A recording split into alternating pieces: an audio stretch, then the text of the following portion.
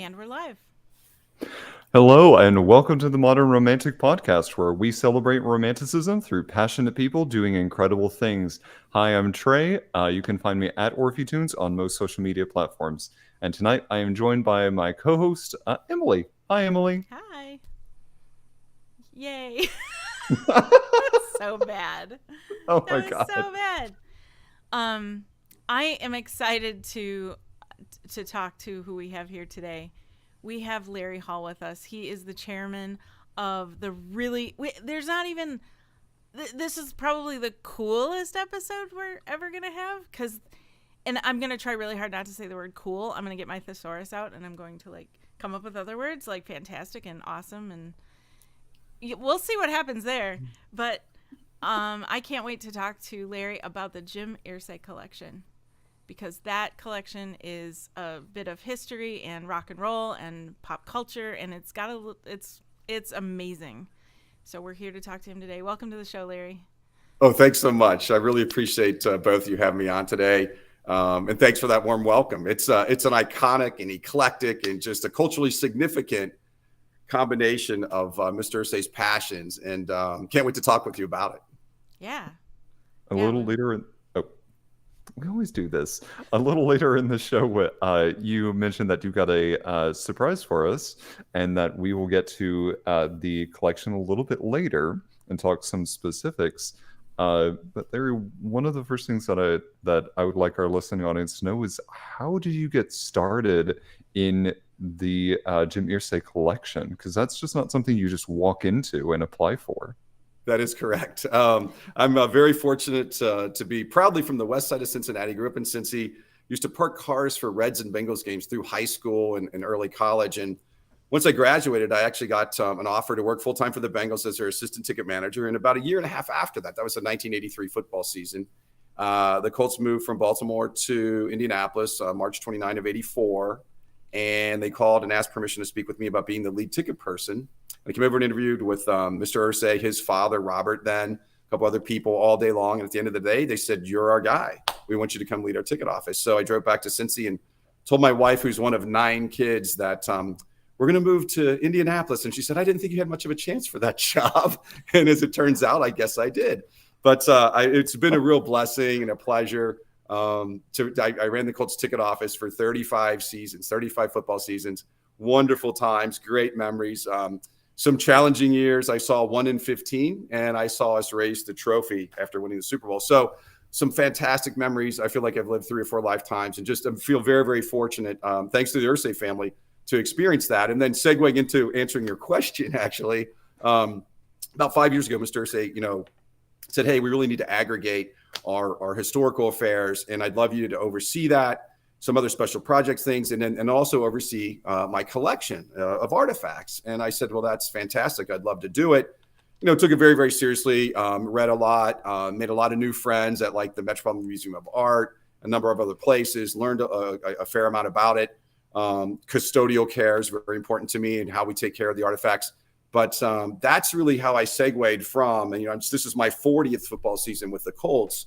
But overseeing the collection has just been a real joy, and working with Mr. Irsay. We're only 11 months to the day apart in age, and so our chronology of time is very similar. Man on the Moon, I was 9, he was 10. I mean, there's just these semblances back and forth of how sort of we see things. Similarly, when it comes to looking for artifacts, and his passion for rock and roll, pop culture, and American history has manifested into this really, really cool collection, as Emily alluded to. It's really special. And I think I've looked, and I really can't see another collection that fits the same mold that Mr. Irsay has, because of those unique, traits. So I feel like we literally do have something for everyone. I would say everybody's going to get some level of appreciation out of it, for sure. At least an American. Right? Yeah, for sure. And really even when you talk worldwide, it's funny you mentioned that, because one of the wildest times I've had at auction was at Christie's Auction House in New York. David Gilmour of Pink Floyd auctioned off 127 items, and there were people there from all over the world. And so music, I think, is something we can agree transcends country lines, borders, yeah. Right? And so there is actually a plan in place to take the collection to Europe in 2025. I didn't mention that to you earlier, but so we're excited about that possibility. And I do think that's one thing that definitely is a common thread here again, the music piece. We've got a John Coltrane saxophone that he played through a summer tour in Japan back in 1966. Oh, awesome. So pretty significant, timeline here again, American history, music, all kind of melding together. That is, okay, I'm not using the word cool, right? So You can use it all you want. It's all that is stellar. That is. Yes, that's a good word. Stellar. Wait, well done. Well, I want to talk about the scope of what this collection actually means, because I think for anyone who maybe doesn't know, this collection does a couple things that a lot of museum or art type collections don't do, and that is it travels and it's free. Right? That's right. It's very important to Mr. Irsay that the inspiration that he has received from the artist or the moments in time or the artifacts themselves gets transferred to other people. He wants to share that joy. And these are my words, but certainly fit, I think, what he feels. So at his expense, we take very good care of the artifacts and carefully have them shipped properly to a designated location. And then he has an all-star band that travels with him, and they put on a free concert. The exhibition's free. It's a wonderful time. Our next one is in Boston this coming weekend on July the 15th, Saturday night at TD Garden, where the Celtics and Bruins play. Mm-hmm. If you're in the Northeast or you have the desire to travel, please come see us. And if you simply go to JimIrsayCollection.com, you can get registration information there to get that free admission. That sounds awesome. We have our first question of the night, and someone asked, does anyone get to play the guitars? Actually, Kenny Wayne Shepherd is a great, fantastic guitar player. He's a rock star of the nth degree to me. We do make sure that Tiger is one of the guitars that he's played. He's also played the Black Strat. I saw an interview that he did, that Kenny Wayne Shepherd did, when someone asked, hey, should you really be playing this rare guitar? And his line, and I may be paraphrasing here, he said something like, look, we're not painting over the Mona Lisa here. He goes, I'm playing it set up the way that it was left last by the artist. In other words, the way Jerry Garcia had Tiger set up at the end, and Jerry used it at Soldier Field, which was his last live performance, Tiger. He played that guitar, meaning Kenny Wayne Shepherd played it the same way it was set up. So we don't change anything on it. That's, this custodial care is very, very important to us. And although it's played, it's carefully put back. And to answer the question, short answer is yes. Not all of them are going to be ones that we'd want to have played. Many guitar folks know pre-war Martin as a term, right? And when they hear that, it usually is a reference to World War II. Well, we have a pre-Civil War Martin, a little parlor guitar. That's obviously very fragile. We would never have someone try to play that. So it just is a matter of what the guitar is. But really only a few of them have been played publicly since they've been a part of the collection. We have a couple of great guys, Mark and Eric Johnson. They're twin brothers. They look after the guitars and they're historians of guitars. They know music. They have a recording studio themselves. And they're great friends of mine, I'm happy to say. That is incredible. Just like as a musician myself, like I'm a singer, but I have grown up listening to a lot of the people that we were talking about in the green room just before the show started. And I need to come see this collection at some point, because I would just be drooling at all of the different guitars that you've got. We'd love to have you come. Typically, it started off in Nashville, Tennessee a couple years ago, the first tour stop, and it was much, much smaller then. It was really Mr. Irsay saying, hey, I'd really like to display some of the artifacts. And I said, well, when are you thinking about it? He said, a couple of weeks before, when we play the Titans in Tennessee. And I said, well, all right, let me start working on that. It took a bit to pull it together, but we had a much smaller event to start. It was only 10 guitars. We also had the Beatles drum kit, used over 200 times in studio and 100 times on stage by Ringo Starr, right? And the drum head from the Ed Sullivan Show. Those made the trip, okay? And then there were a number of other things that we had in Nashville, but now we take over 100 artifacts.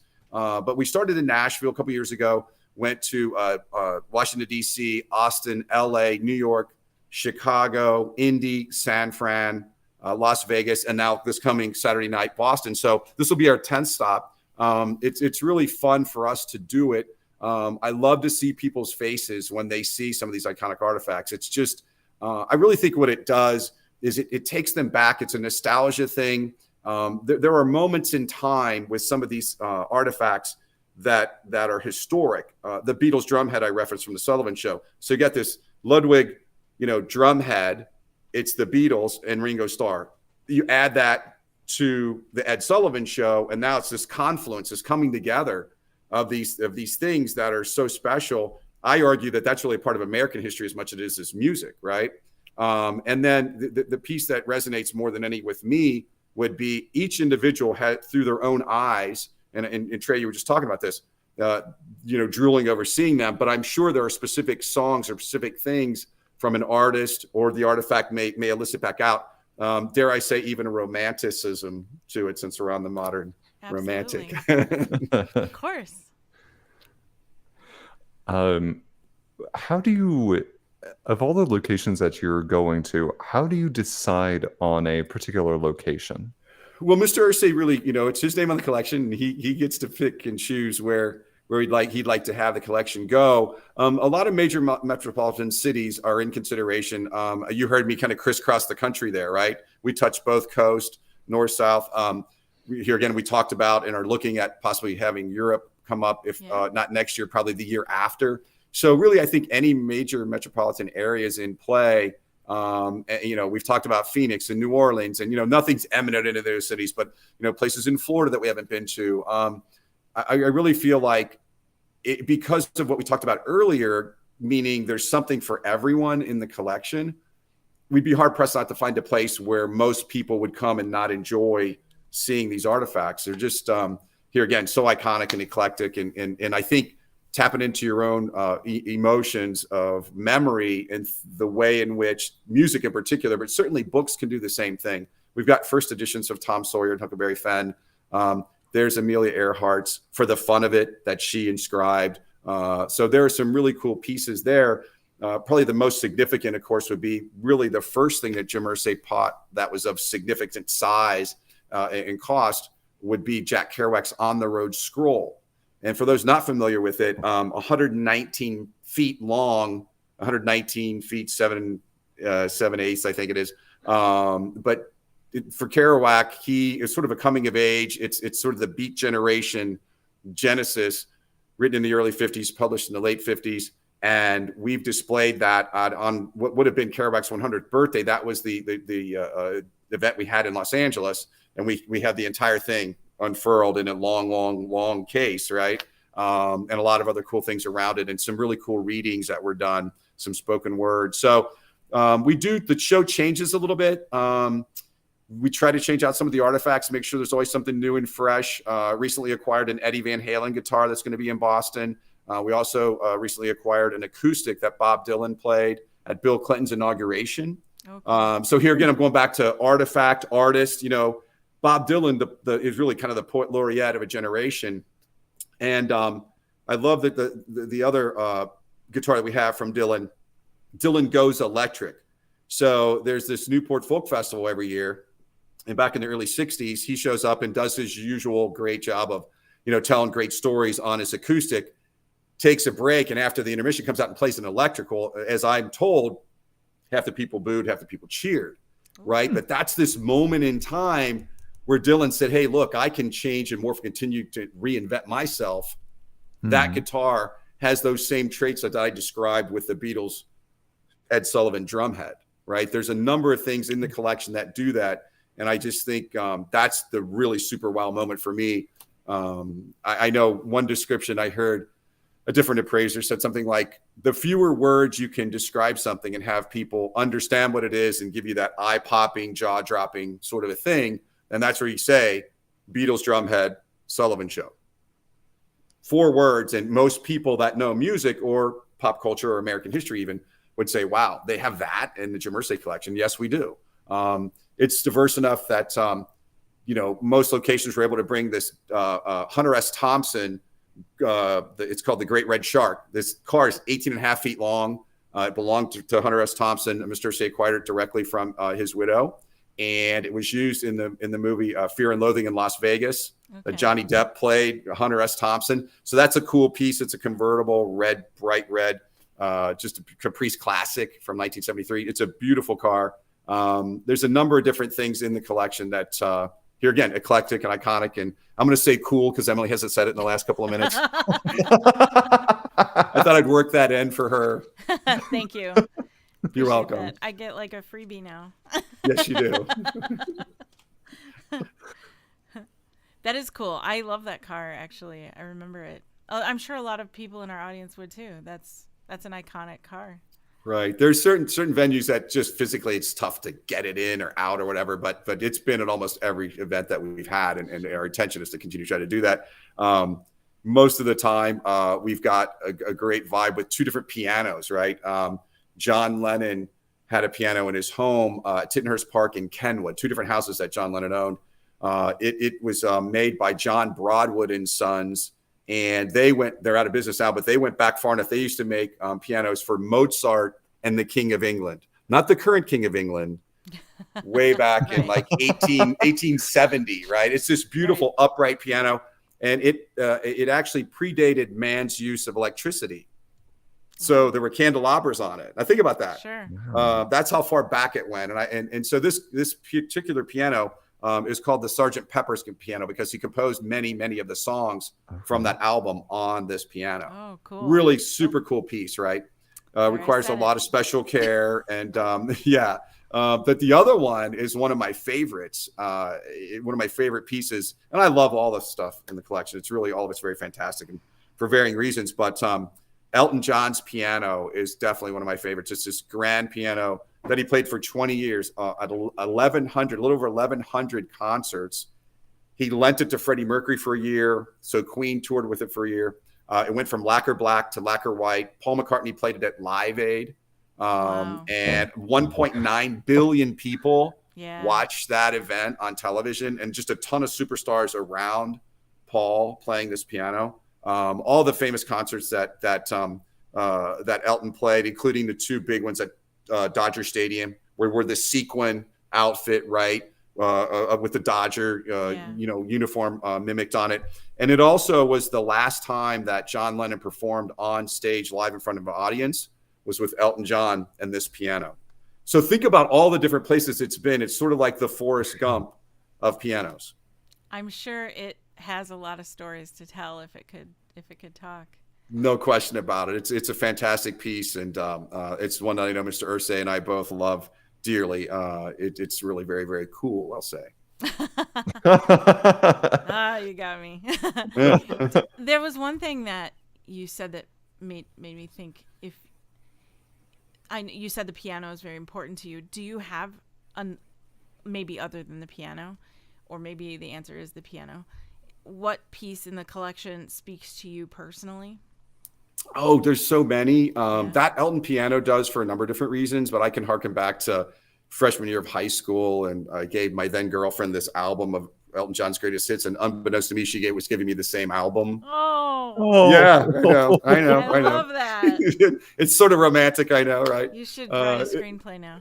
Well, I think so. She got a teddy bear, and I got cologne. Anyway, so there's different memories I think that associate with him. I love that piano, but seriously, there's so many that I do love. Shifting gears real quickly over to American history.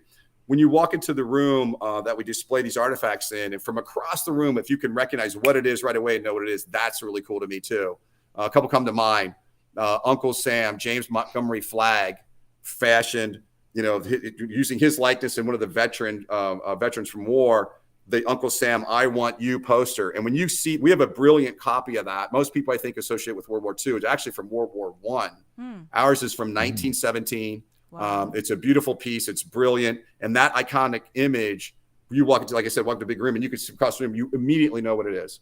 Yeah. Another one that is just absolutely fantastic is we have a William Stone copy of the Declaration of Independence. So back in 1820, John Quincy Adams, the then Secretary of State, was recognizing that, hey, and other people with Congress, right, were recognizing that the Declaration's fading. And if we don't do something, and they didn't have photography, they didn't have a way to mimic it, right? We're going to just completely lose it altogether. So we should commission an artist to make an exact replica. So William Stone is commissioned to do that, and it takes him 3 years to do it on a huge copper plate backwards. He takes this huge copper plate, presses it onto vellum, right, like veal skin. 201 copies were made. 55 are known to exist. Only 11 are in private hands, and there is one in the Jim Irsay collection. Wow. So that's certainly one of my favorites. And obviously, we just recently had the 4th of July, the celebration of our country. I know we've got some issues and love to see us all do the peace and love thing like Ringo talks about. But at the end of the day, it's still a great, great country. And that Declaration of Independence, that speaks to me. That really does. There are other things that are super significant. One that to me transcends artifacts is the AA Big Book, the original working manuscript for Alcoholics Anonymous. That's the foundational piece for the 12-step program. And while it was geared towards alcoholism at that time, those same 12-step programs have been used for all sorts of other addiction disorders. It's something that Mr. Irsay takes very, very seriously. It also holds a special place in my heart for a number of reasons. I certainly have some family members who've been challenged with that, and knock on wood, are doing well now in a good way. But it was the first artifact that I was Mr. Irsay's proxy at an auction. And so as we're on the phone and he's telling me to bid on this item, when we finally were the victors and won the ability to have it, and remember, he calls himself a steward of the artifacts. He's a steward of the horseshoe, the Colts, and a steward of the artifacts. He knows we're all going to pass, and his is but a caretaker. I love He that. said, but Larry, look, it doesn't matter to me what it cost. If it helps save one person, it'll be worth every penny. So that's pretty special, right? Yeah. That's pretty special. That transcends artifacts. That's something that goes way beyond other things, and not to diminish the other things. Sure. But that particular book, I've seen people you walk up to it and literally just start crying because it meant that much to them, or it meant that much to a family member. It's a phenomena that, one of the greatest things created by man probably in that century was this 12-step program. And the fact that original working manuscript, that last document with all these handwritten edits and notes on it, is a part of the collection, is something very, very special. It doesn't, when it's not on tour, it's at a local suburban North Club, is a recovery center here in the Northeast side on a town called Noblesville, just outside of Indianapolis. It's there, and you can check their website, the Suburban North Club, to see when it might be available. You can't just show up anytime because they do have regular meetings and such there. But we've took very, very special care when the building is built to work with a number of experts to make sure that there was a special room created for it. I worked with a company out of Frankfurt, Germany, to get high-end cases made for some of the guitars on display when they're here in Indy, and the case that was made for the AA Big Book. So those things lead themselves to, certainly things that are life-altering, and the music and the American history and the pop culture all matter, and they're very much a part of our lives. But we're talking about saving people's lives. It's a very, very special piece, and from that emanated a number of different things. One called Kicking the Stigma. And that's the initiative that the Irsay family, Mr. Irsay, and with Kaylin Irsay Jackson and the other daughters, have created to create mental health awareness and care. And basically, sum it up, it's okay to not be okay. Yeah. To get away from the stigma of mental health challenges, to make sure people have resources and help. And it's become a nationwide campaign. I really think they're thinking about taking it international. So those are some things that are just here again. I would say transcend artifacts. That transcends cool. Very well said. Well said. Absolutely. And everybody has somebody in their family, and maybe themselves, right, who's had some challenges. And I love Mr. Irsay for a lot of reasons. His philanthropy, people know about a lot of times, but there's a lot of things that he does for folks that no one ever sees, or hears about, And so, it's just, he's a really good-hearted person. And I love the fact that I have the privilege of working with him.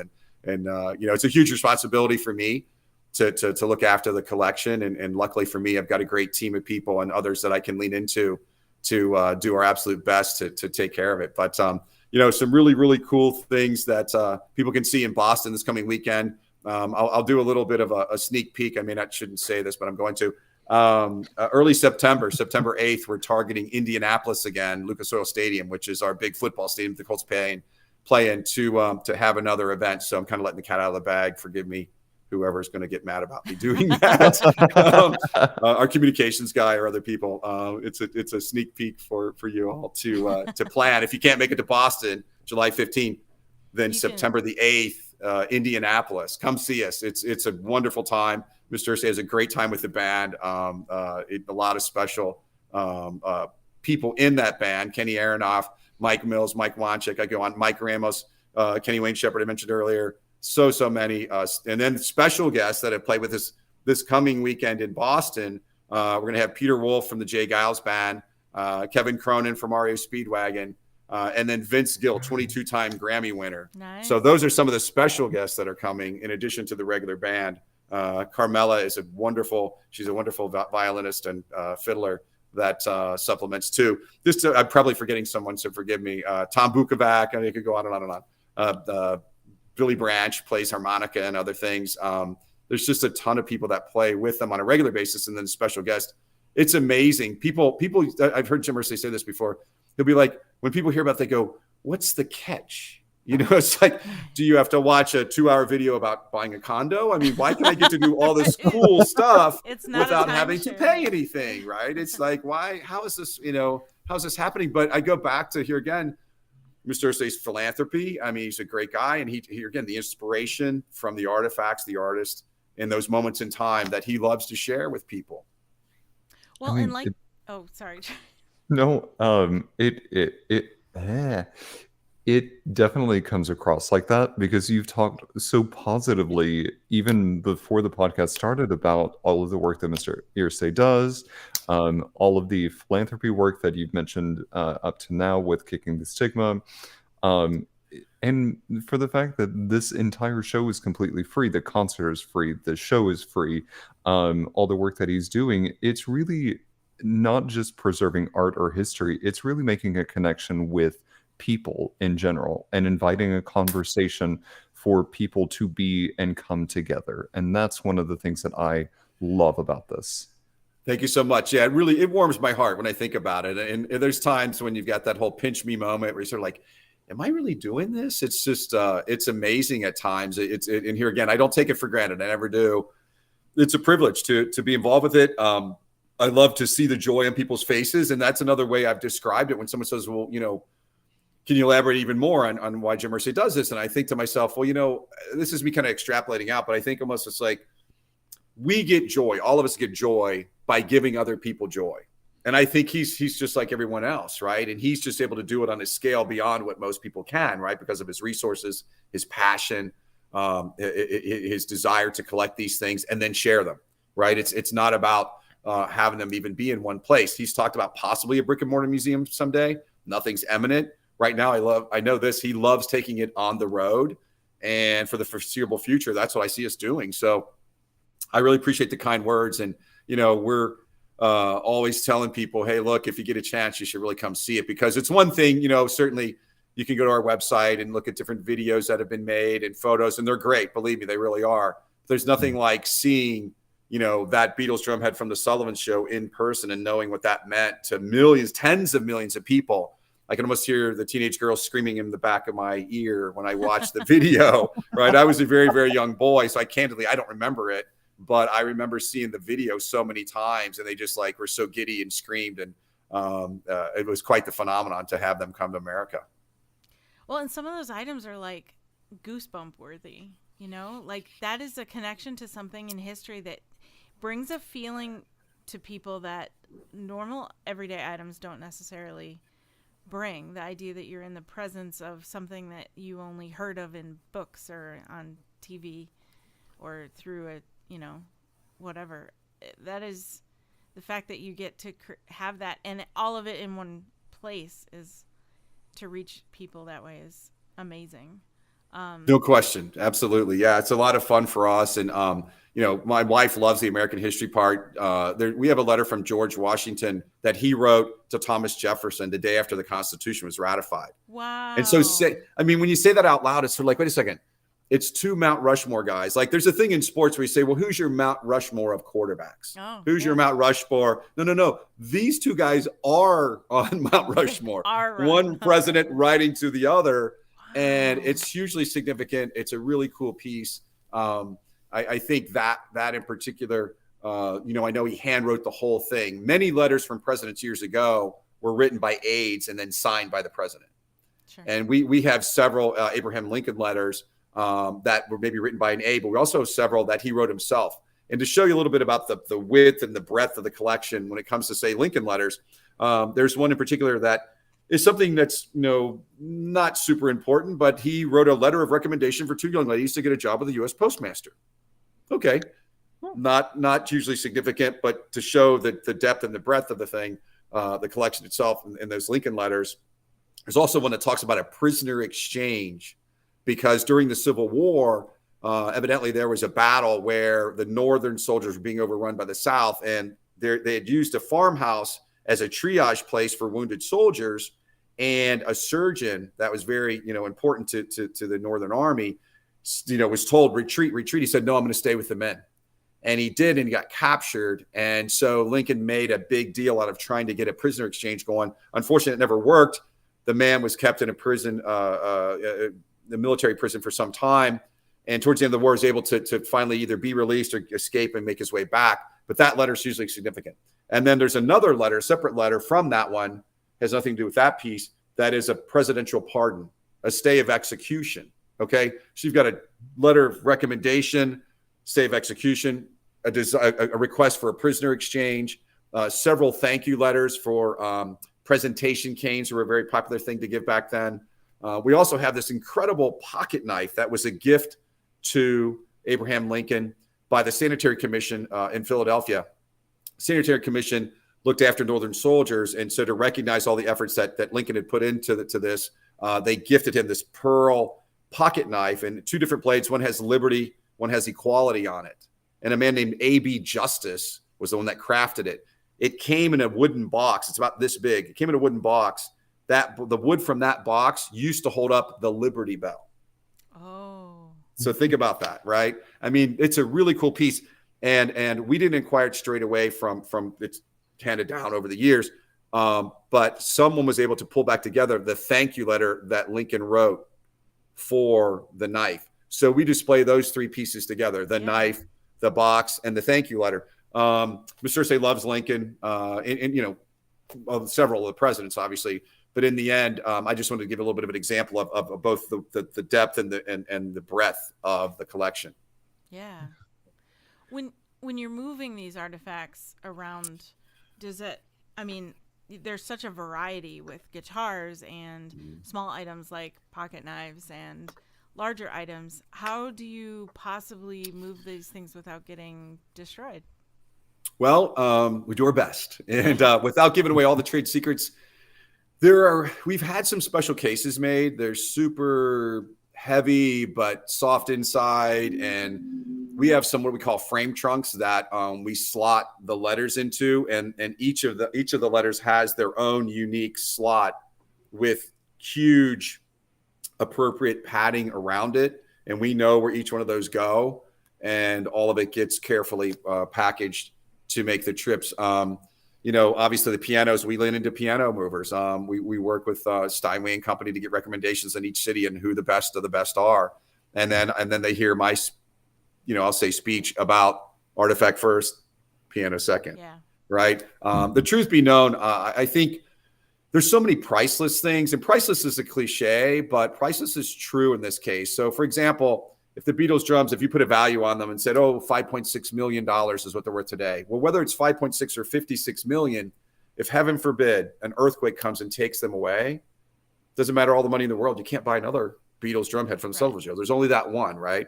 So there's a number of things like that are the AA Big Book. Obviously, that's the one of one. It's literally a priceless artifact. So we do our absolute best. We're always self-evaluating, self-scouting, so to speak, is kind of a thing from football. We work with a lot of different experts in different fields to make sure that we're doing our absolute best. Obviously, I'm not going to deny there is some risk taking on the road. Mr. Irsay understands that. Yeah. But he feels like that risk is worth the reward of seeing the joy and inspiration that it gives to other people. I would say. Mm-hmm. I would agree. And if I can be an advocate to keep it going on the road, for me, coming from also from the theater world and from that sort of thing, there's a lot of things that are kind of landlocked, and people will not have that same experience because they're not able to get to certain places. So if I can advocate for that, I would love to see it continuing going on the road. Same. Thank you, Trey. I love the fact that you brought that up. It's fantastic. And going back to your earlier point about being a performer, a singer, Jim Morrison of The Doors, right? Back to rock and roll, right? Love that. His instrument was his voice. We happen to have a gold microphone that he used every show except one. It's chronicled that he used this every show except one the last 2 years of his life. And it's a beautiful gold microphone. And that was the conduit by which his instrument, his voice, was given to the world. So there's a lot of really cool things that people can come to see. And I definitely encourage people to do that when it's near them or if they have to travel to do it. One thing that I'm curious about, because you've mentioned that you've acquired some pieces through either auction houses or from donations and those sorts of things. If a piece were to be donated to you, what does that process look like of validating it, of getting the historical pieces done, of making sure that it's properly kind of contained? For what secrets that are not restricted in your non-disclosure agreement, of course. Sure. And that's what makes it sound very formal. It is a process, but really when it comes to, there's really two main ways, just if I may go back, through auctions or private acquisitions. But we really haven't had things donated so much, except maybe some close friends in the music industry to Mr. Irsay have given him some guitars, that sort of thing. But for the most part, it's auctions and private acquisitions. To us, provenance is everything. If it's a private acquisition, I'll admit my guard goes way up. It's like, why isn't it going to auction? Is it really to our advantage? And sometimes it is, to be able to acquire something privately without it going. And sometimes it may be the family doesn't necessarily want to put it out there. I don't think it's a problem for me to say this, that we have a hat that was going to be gifted to John F. Kennedy, unfortunately, the day he was assassinated. And that came straight from the Conley family. John Conley, the governor of Texas, was in the car at the time and obviously was hit by a few bullets as well. And it was supposed to be given to the president later that night. Well, they held on to it, and we were able to acquire that in a private acquisition. Wow. And that was really because they didn't want to make a lot of fanfare about it, but knew it had historical significance and wanted it to be presented to people and just as what it is, which is this part of history, American history. Going back to the different ways, it's fascinating to me how there are relatively small auction houses that we've dealt with. We acquired a Susan B. Anthony photo that was one of those things, it sounds like someone made up, but found in an attic in the Northeast, and it was all verified that it is her, taken just a few months before she passed. And that was a very small auction house in upstate New York. We acquired that piece, and it was one of the bigger pieces in their auction. And a wonderful family drove down from upstate New York on their family vacation to deliver it to me at Indianapolis, which I thought was fantastic, right? So that's kind of a behind the scenes auction piece that this family valued it so much and didn't want to take a chance on shippers. And there's a lot of high end U.S. Art shippers in the U.S. But that is sort of a behind the scenes piece to things very, very public. One of the biggest, attractions in terms of an auction event, the Black Stratocaster was the 127th artifact from David Gilmour. And it was Christie's auction house in New York. And they did a very nice job of promoting it. They took all the artifacts to London, England for a week or two for people to see the artifacts. And then they took them to Los Angeles to see for a week or two. And they finally bring them to New York. And there's all this buildup. And I went with Mark Johnson, one of our guitar specialists, historians, sound men, Mr. Everything, really, when it comes to music. And we scouted and we made a report back from Mr. Irsay. We said, here are the things that we think should be considered. And he came back and said, hey, let's go after the Wish You Were Here acoustic, which I'll admit sometimes gets overshadowed by the Black Stratocaster. But the Wish You Were Here acoustic, when they asked David Gilmour, if you were stranded on a deserted island, what would be your one luxury item if you were allowed one? And he said that acoustic guitar, because all my songs poured out of it. Oh. So that's a hugely significant piece. Talk about mental health. Wish You Were Here. One of their bandmates, unfortunately, had some real mental challenges. And the song itself starts off with almost like an AM car radio playing. And then a 12-string guitar comes in. And then this iconic 6-string guitar There's iconic riffs, and it's really fascinating to me. The lines, did you trade your walk-on part in a war for a lead role in a cage? And it talks about that cage being that addiction piece, right? So there's a lot of cool things that have come from here. Emily, go back to cool. Cool things that have come out of my involvement and my understanding and continued understanding and appreciation for the collection. But things as simple as those folks that love Pink Floyd, not just in the U.S., but around the world. Back to Christie's in New York in 2019, June, when it came down, and I'm on the phone with Mr. Irsay, and he's giving me instructions on when to bid, and it starts off, at maybe 600,000, goes back and forth, gets up to $1 million, and the room's packed. It's completely packed, 500 people or more. They have a second room. There are people bidding online. There are people bidding via phone. There's cell phones everywhere going, capturing everything. We end up on odd numbers. They're on even. So we're 1.1, they're 1.2. And it goes back and forth. And this British lady who's Gemma Sudlow from Christie's is at the dais. And, she's going back and forth in a very formal, kind of almost like a Harry Potter wizardry kind of a way.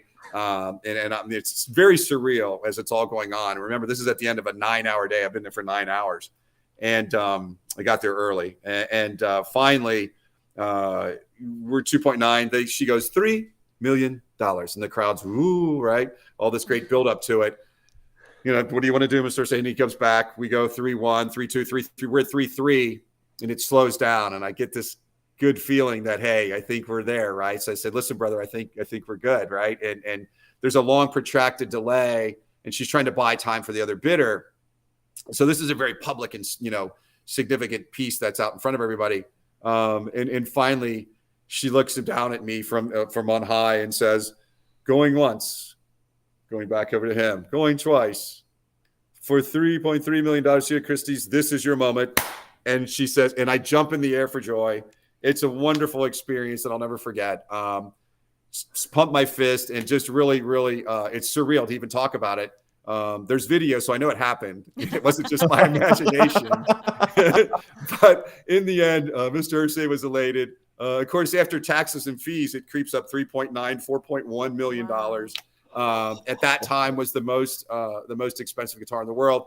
But it's really, the money matters. Don't get me wrong, it definitely does. But these are really priceless artifacts. I mean, David Gilmour spent a lot of time modifying that guitar. He got it from Manny's in 1969 and modified it over time to get that exact special sound, the way to make it sound just the way it is. But I wanted to give a couple examples of how, if it's a small auction house in upstate New York, doesn't matter. We can still find things that resonate with the collection, like that Susan B. Anthony letter. We have others, Susan B. Anthony photo. We also have letters from Susan B. Anthony.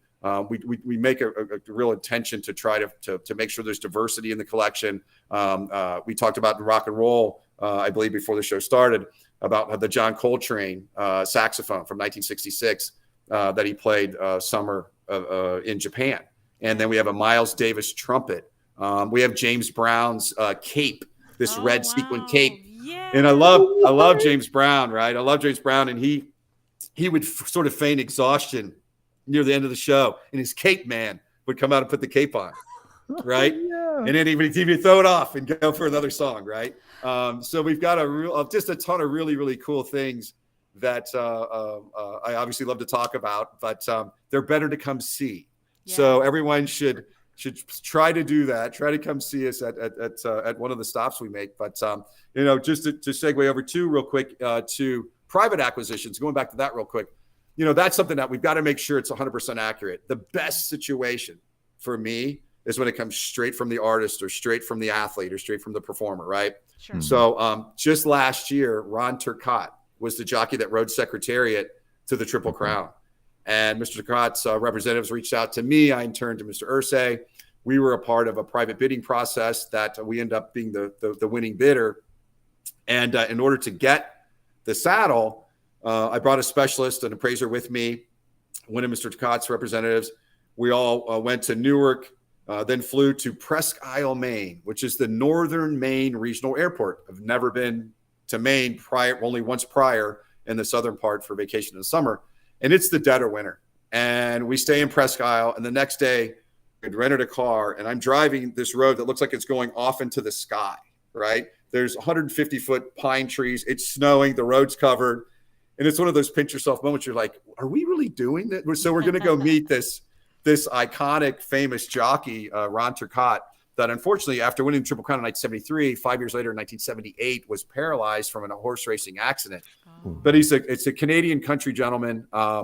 He had the saddle. We met him in Van Buren, which is way at the northern part of the state. And it was a wonderful exchange. I got to meet with him, obviously, and see the saddle and have our expert look at it. And when you get a letter from the person who wrote it saying this is the saddle, and you can do photo matching, right? Now you feel good about it. Now I can go back to Mr. and say, yeah, this is legit.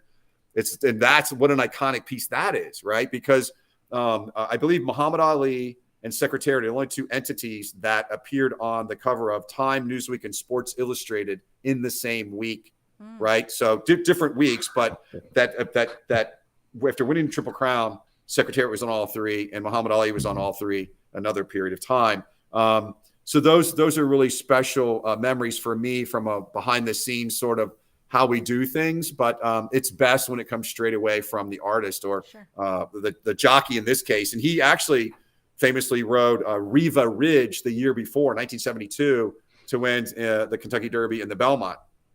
And as I understand it, mostly from watching the movie, is it kind of helped save Meadow Stables, so that Secretary could then run in 1973, win the Triple Crown, still holds the record for those races for all three. And the last one, the Belmont Stakes, and we just took the saddle up there when that happened this year because it was the 50th anniversary.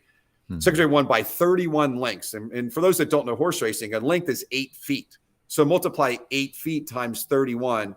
There's this famous picture of Ron Turcotte looking over his shoulder, like, where is everybody, right?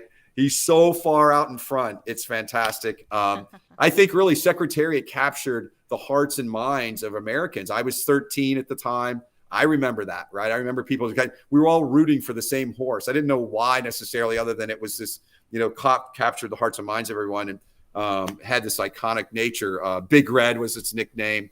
And as I understand it, after Secretariat passed, they did look at the anatomy of the horse, and that it was like twice the size of an average horse of that same size. So it figuratively had a big heart and literally had a big heart. And that's obviously translated into why it was such a strong competitor. I think having a private sale from the artist or the person themselves like that also carries more meaning, in that they clearly want the Jim Irsay collection and believe in that enough to want to sell directly to it, or to have it donated or whatever directly to it, so that it's part of this awesomeness. See, I didn't use the word cool. Part of this. Well done.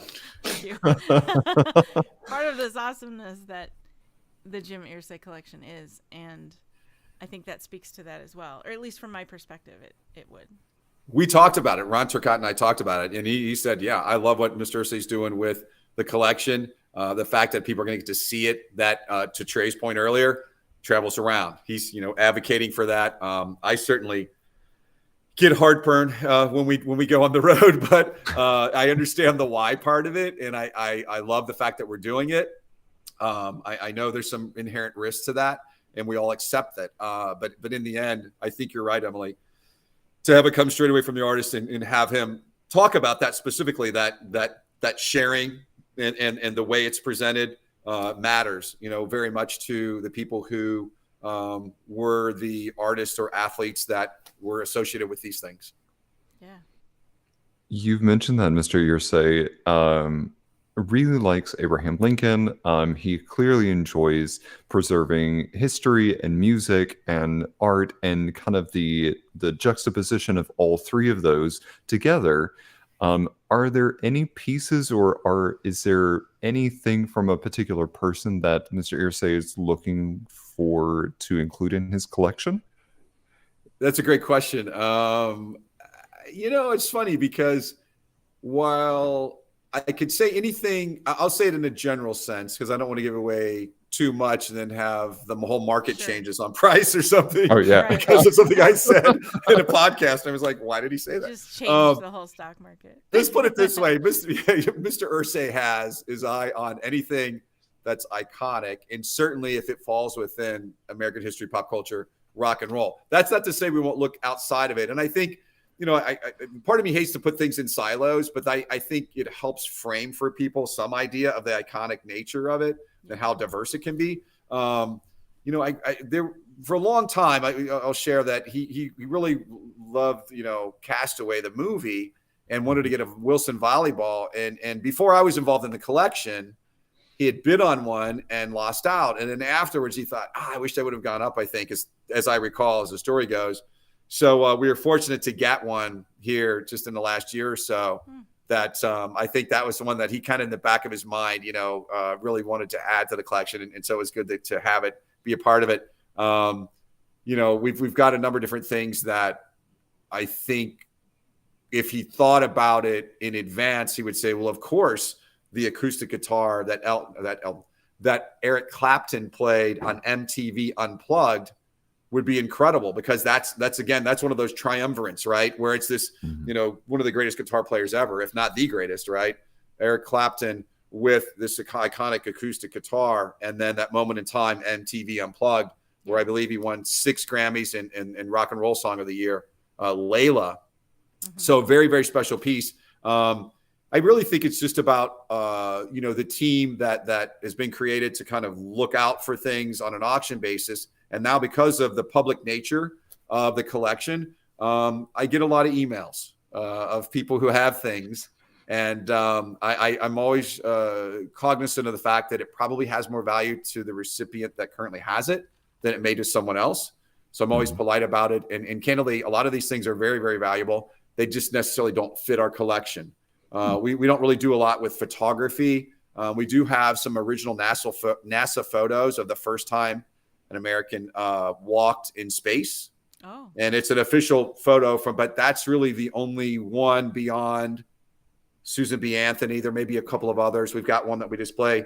Harry S. Truman's hat he wore on Inauguration Day. We've got a photo of him next to it, but we don't go looking for photography necessarily. So those are things I get. A lot of people say, I have an amp I want to sell. We have a few amps. We have the Budman amp. That's a great partner with Tiger, Grateful Dead, Jerry Garcia. But for some reason, people always want to sell us an amp or have us acquire an amp. And it's really, I guess because we have all these guitars, they think, well, they must need a lot of amps. And it turns out we really don't. But doesn't have so the it's same impact as a guitar does. No, it truly doesn't. And yet there's certainly a huge part of the performance, right? But I think that instrument speaks for itself, held in a virtuoso's hand, or that microphone, right, for the singer we talked about with Jim Morrison, and Trey being a singer, right? I was going to say, Trey, when you're done with that microphone, you ought to consider donating it. We have a limited amount of things we can take on the road. So maybe no offense to Trey, but none taken. Good. It's probably been lightly used. It hasn't been used for decades or 1,100 shows yet, right? Not yet. No, not at all. 2 million, just saying. Okay. We'll talk offline. Well, we've asked about Mr. Irsay. And what about you? Is there any person that you're looking for to include in the collection? I would say it's a matter of respecting always the man's name who's on the collection, Jim Irsay. His preference is always going to trump everything, rightly so. Sure. But I'm fortunate a lot of my preferences are in line with his. I'm constantly thinking in terms of, is there something we don't have that fits sort of, if music were a tree and we have these branches coming off, right? Is there a branch that we don't have represented that may fit his style at least well enough to acquire?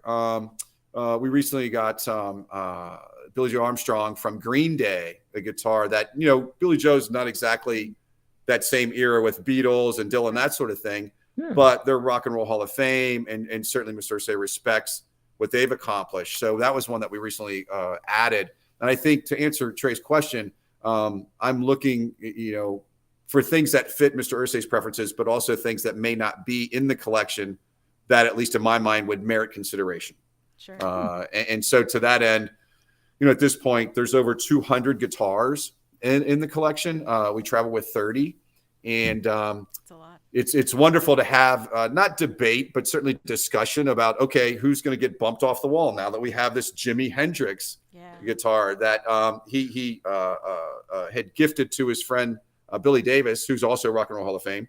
And evidently, I'm told that Billy Davis used to play with his teeth and behind his back before Hendrix did. So obviously, one would extrapolate out of that. That's kind of where Hendrix got the idea to do it. So that's a pretty cool piece, right? That Jimi Hendrix. Okay, now you start looking at the wall. Were you going to take off the black Strat? No.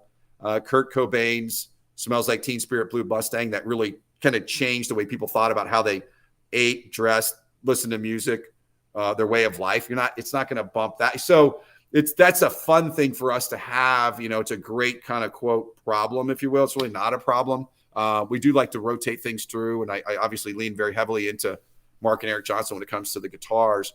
But it's just a lot of fun for us to work through the process and try to keep it fresh. Obviously, we have some people that have been to multiple locations, and we want to make sure that they're seeing something new each time. Sure. Speaking of that, you have a list of things.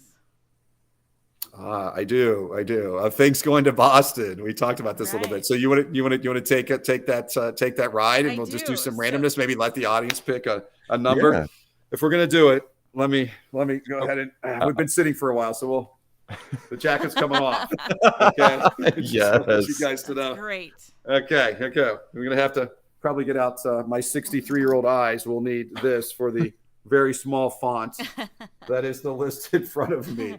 So the idea is someone calls out a number. Let's start with American history. Pick a number between 1 and 45. 1 to 45. It may be something we've already touched on, but let's give it a go. If anybody out there has a number. We'll ask our listening audience. Emily and I will pick one, but please drop your numbers in the chat, and we will pick one from the audience and call that number out. Again, that is 1 through 45. I'm going to go for the answer to everything, which is 42. 42. Okay. That, the Dharma Bums, Hunter S. Thompson's personal copy, right?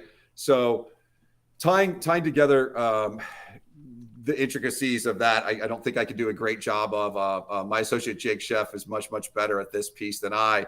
But I think gonzo journalism was coined because of Hunter S. Thompson. And Mr. Irsay loved Hunter S. Thompson. There's a somewhat funny, famous story. Hunter S. Thompson recommended that Ryan Leaf be taken over Peyton Manning. And if you don't know who Peyton Manning is, you're not a football fan. He's the only person that has a statue in front of our football stadium. So he ended up being arguably, if not our best, certainly one of the best of all time. And for my money, he is the best Colt ever. But this particular book was a personal copy of Hunter S. Thompson. So that's a really cool piece in the fine books and manuscript space that we have of American history. How about another number? Sandra said 39. 39 for Sandra. That one is the George Washington letter that Alexander Hamilton was actually an aide to the president. And he wrote that letter and constructed it, and the president signed it. So that's one that we've had for some time. And it's from 1780. And you think about that, that's pretty cool, right? Because I want to go there. The oldest artifact we have is from 1765. Wow. Faneuil Hall in Boston, unfortunately burned down. In order to get it rebuilt, they held an auction, and John Hancock signed this lottery ticket number 3737. I remember the number because I was a ticket guy, and you retain those things. Sure. And the cool thing to be able to say is, we have all these iconic artifacts and rattle off 5 or 10 things, and then we even have John Hancock. Yeah. Right? Of course. That's there you amazing. go. Okay, so do we want to move on to music, non-guitars? We did have one other number for. Oh, sorry. American Go ahead. history, Fire away. And that was Lee said 19. Number 19. Oh, there's a JFK cigar box with a 1901 $50 coin. So evidently, it's this wooden guitar box. wooden cigar box with President Kennedy inscribed on the front of it. And there was a 50-cent piece in it from 1901. And I believe, as the story goes, he literally would flip a coin sometimes if he really couldn't make a decision. I don't know if that's true or wives' tale. That part I'd have to validate. But that's still a pretty cool piece. It gets displayed with other JFK artifacts like that hat I described earlier. It's a Stetson hat. It's really cool in this brown leather case with a red felt interior, and then a very traditional looking hat. And that display is typically next to the JFK rocking chair that I talked about earlier with Lawrence Arata. So some really cool JFK stuff. You want to move into another group? Yeah, let's do it. Yeah. Okay, let's do that. So this is music, but not guitars. They have their own section. A number from 1 to 22. Emily, you go. 3. Number 3. Okay, that's the Jim Morrison microphone that we talked about. Pick another number, please. 13. 13. This is Sir Elton John's grand piano. You guys are hitting all the markers. Okay. I'll do one near. Let's go with Or Sandra. how about this one? This is a very unusual piece. Paul McCartney, and this is sort of somewhat sad too, but it's part of history, right? Sort of the break up the Beatles, if you will. There was an affidavit that Paul McCartney's attorney sent to the other Beatles, and the copy in the Jim Irsay collection belonged to John Lennon. How do we know that? Well, this document, about 12 pages on what amounts to the English legal size paper, right? It talks about the reasons that the band should break up. So I think now there's things called no fault divorce or no fault dissolving of a business. Back then, someone had to be at fault. And as I recall, one of the things that McCartney's attorneys, I think, said was that John refuses to perform live any song he didn't write. Well, this upset John Lennon, so he grabs a pen and he writes in the margin. So this document has these handwritten annotations from John Lennon and basically says, Paul's been guilty of this for years. So unfortunately, obviously, the band didn't necessarily get along at the end, and it's a sad part of the tale, but it's also a significant part of history. And those things, I think, make the collection even more unique. I have not heard of another one. There may be other ones out there, but we got that at Christie's Auction House in New York, and it has great provenance back to, right to John. So a cool piece. All right, let's do another one. How about in guitars, 1 to 30? We've talked a lot about guitars. Sandra last said 22. Oh, 22. And is that for the guitars? I don't know, but we can just go with it. Okay, let's go with guitars. 22. Okay. So there's a 1966 Vox Kensington that belonged to John Lennon. Vox is really known for amps, but this is a one of one, specially made for John Lennon. I think we're up to its total of 6 guitars related back to the Beatles. One of which is a Paul McCartney bass that he used in Wings when he formed that group, which is also phenomenal and fantastic. How about another number for guitars? I'm going to go back to lucky number 13. Lucky number 13. Oh, here we go. So that's the 1977 Gibson Les Paul Pro Deluxe guitar, Neil Schon Journey, Don't Stop Believin'. Who doesn't know that song, right? Everyone, right? It's a wonderful piece. I had a little epiphany while watching a couple of different series that were very, very popular over the last 10 or so years, however long it's been. The Sopranos at the very, very end of that's really not spoiler alert, I don't think, material, but the very, very end, the very last scene, the very last song playing is Don't Stop Believing, right? Mm-hmm. So that's pretty cool. Now that guitar that belonged to Neil Schon is in the collection. And then I watched Breaking Bad, and those that know who Walter White, the main character, is, the very last scene, the very last episode, they're playing a song called Baby Blue. A little bit more obscure, but Baby Blue by a group called Badfinger. Badfinger was a number of different people, but Peter Ham was gifted the guitar from George Harrison. It's one of Mark Johnson's favorite, if not his favorite, in the collection. George Harrison played Paperback Writer, Hey Bulldog, a number of other Beatles songs on the guitar, gifted it to Pete Ham at Badfinger. They play a number of songs, including Baby Blue, to show the ripple effect of the artifacts. That song was the last song, the last scene in this series, Breaking Bad. So it's really cool to me to think of how some of these things are, hundreds of years old, the oldest being that 1765 lottery ticket I talked about. But even something as simple as the Journey Don't Stop Believing song, how it resonates not just with people that are, coming back from maybe some cancer, or there's a team that's behind in a game and they play the song, or they're having a series that they can maybe come back and make a season of it. It's interesting that those things are still resonating, and how they connect back to what Mr. Irsay is doing with the collection and these artifacts. For sure. Yeah. Do we have another Terrific category? Oh, sure. Let's see what we've got. Well, pop culture is a little bit smaller. Let's go 1 to 11. I want number 1. Number 1, Sylvester Stallone's handwritten script to Rocky. This 28-page Mead notebook.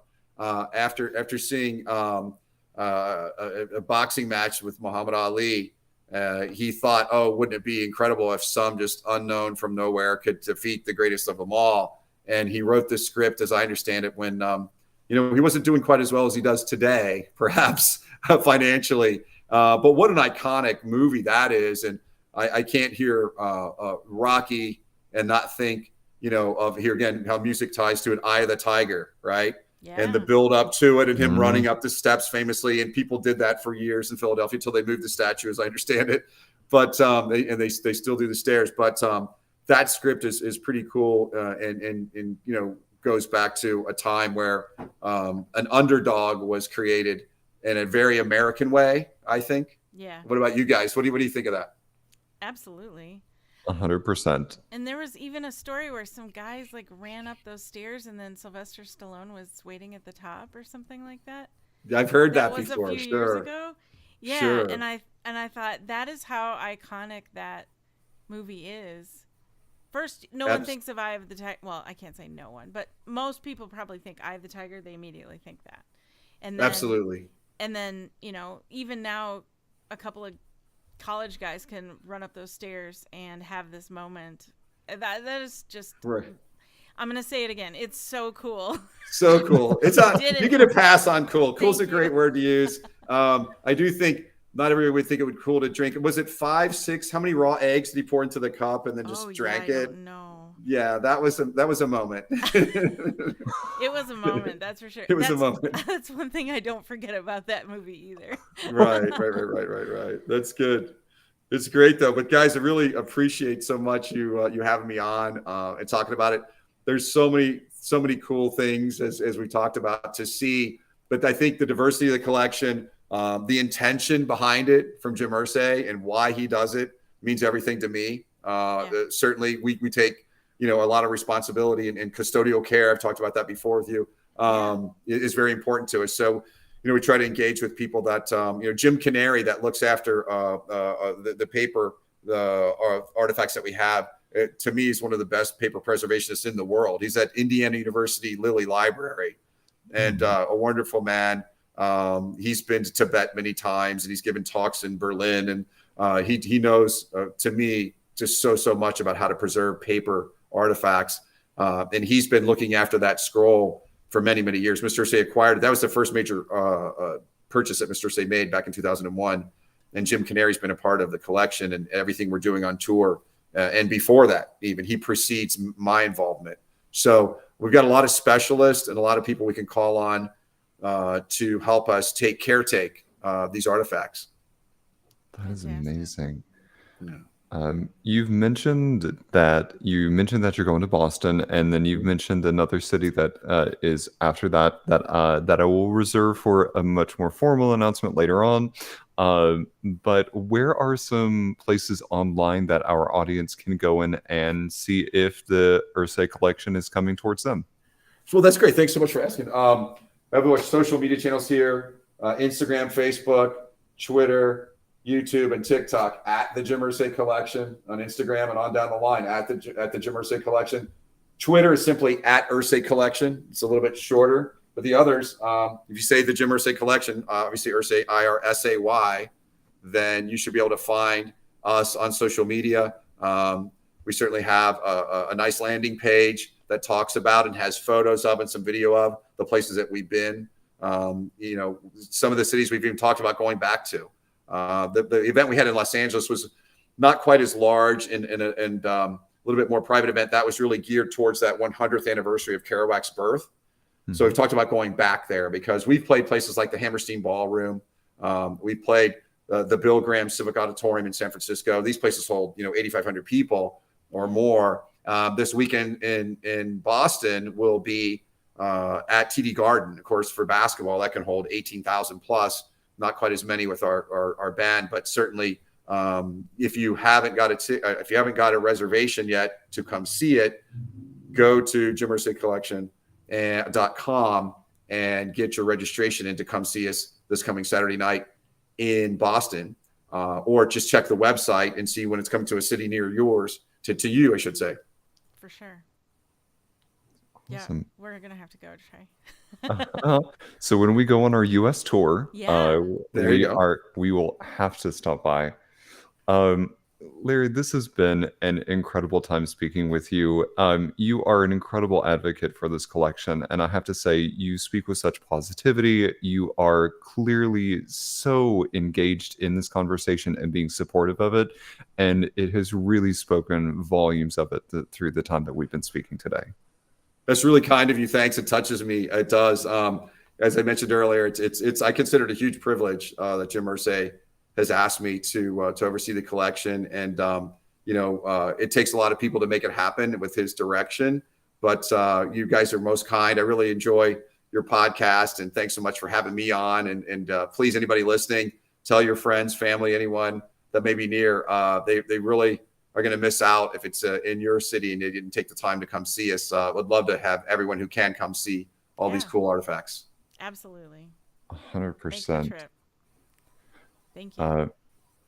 As we close out today's episode, we want to remind you that this episode, along with every episode moving forward, is always a memory of Joe Capone, our moderator, fellow comedian, passionate encourager, and greatly missed friend.